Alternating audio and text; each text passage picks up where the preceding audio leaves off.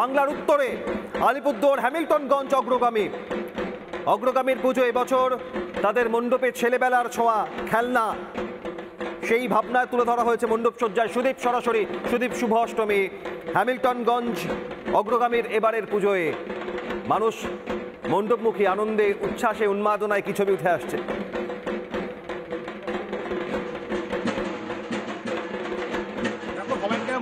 শুভেচ্ছা আমার লেখা দেখলো এই যে হ্যামিল্টনগঞ্জ অগ্রগামী সংঘ এরা কিন্তু যে আমাদের 90 দশকে যে খেলাগুলো অনেকে কিন্তু আমরা যে খেলতাম যে আসলে ডিজিটাল যুগে কিন্তু যেটা হারিয়ে গেছে বসেছে সেগুলো কিন্তু তুলে ধরছে। যেরকম কানামাছি ভোবো হয়তো এখনকার যারা অনেকে আছে তারা কিন্তু জানেও না কিন্তু যে কানামাছি ভোবো খেলা হতো, এই যে লাটিন খেলা এমনকি বিভিন্ন রকম যে খেলাগুলো সেগুলো কিন্তু তারা পুজো মণ্ডপে কিন্তু ধরে ধরেছে। বরাবরই লক্ষ্য করেই এরা কিন্তু একটা অন্যরকম থিম চিন্তা ভাবনা করে এই লুডু খেলা, দাবা খেলা এবং কি বিভিন্ন রকম যে খেলনাগুলো রয়েছে।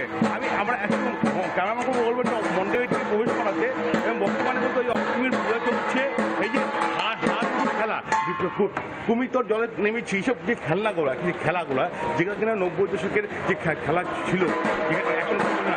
এই যে এখন বর্তমানে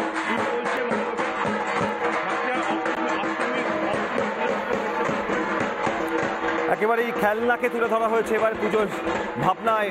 আলিপুরদুয়ার হ্যামিল্টনগঞ্জ অগ্রগামীর পুজো মণ্ডপের ছবি দেখছিলেন আপনারা। একই সঙ্গে শোভাবাজার রাজবাড়ি হ্যামিল্টনগঞ্জ অগ্রগামী আলিপুরদুয়ার বেলুর মঠ জয়রামবাটি মাতৃমন্দির সন্তোষ মিত্র স্কোয়ার থেকে আপনাদের নিয়ে গিয়েছিলাম নিউ দীঘা সর্বজনীনে। ধন্যবাদ সকলকে। শহরের দীঘায় নিউ দীঘা সর্বজনীন দুর্গোৎসব কমিটি মণ্ডপে চলছে মহা অষ্টমীর অঞ্জলি। উত্তরাখণ্ডের এক মন্দিরের আদলে তৈরি এবারে 2 দশক পার করে 20 বছরে এই পুজো। সরাসরি চলে যাব সহকর্মী বিষ্ণুর কাছে। বিষ্ণু, শুভ অষ্টমী দীঘা সর্বজনীন নিউ দীঘা সর্বজনীনের অষ্টমীর সকালের কি ছবি?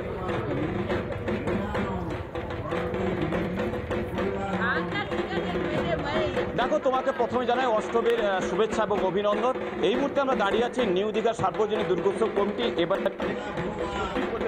করলো ইতিমধ্যে দেবীর যে অপরূপ কিন্তু আমরা সেই সঙ্গে শ্রীপাদ বাংলা সমস্ত দর্শক দেখাচ্ছি।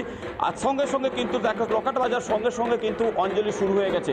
এখানে দেখে বাড়তি পাওনা তুমি বলো যে দীপুদা মানে দীঘা, পুরী, দার্জিলিং সেই জায়গায় কিন্তু পর্যটকদের একটা বাড়তি পাওনা দীঘার সমুদ্র আর অপরদিকে কিন্তু এই প্যান্ডেল। তার থেকে কিন্তু বলা যেতে পারে বাড়তি পাওনা এবারে কিন্তু দীঘার জগন্নাথ মন্দির। তুমি দেখতে পাচ্ছ মণ্ডপের সামনে বহু পর্যটক থেকে আরম্ভ করে স্থানীয় মানুষ তারা কিন্তু অঞ্জলি প্রদানের জন্য ভিড় করে দাঁড়িয়ে আছেন। এবং আমরা একটু যে মন্দিরের উপরের ছবিটা দেখাই, তুমি দেখছো এখানে কিন্তু ঝাড়বাতি, ঝাড়লণ্ঠন, এটা কিন্তু উত্তরাখণ্ডের একটি মন্দিরের কিন্তু এখানে পুজোর মণ্ডপে হয়েছে। সকাল থেকে দেখা যাচ্ছে যেমন পর্যটকের ভিড়, তেমনি বেলা বাড়ার সাথে সাথে সেখানে অঞ্জলি প্রদানের জন্য পর্যটক সহ স্থানীয় মানুষ তারা কিন্তু এসেছে। আমি একজনের সঙ্গে কথা বলার চেষ্টা করব। তিনি কোথা থেকে? আমার নাম চুমকি ঘোষ চক্রবর্তী, আমরা বেলেঘাটা থেকে আসছি, কলকাতা।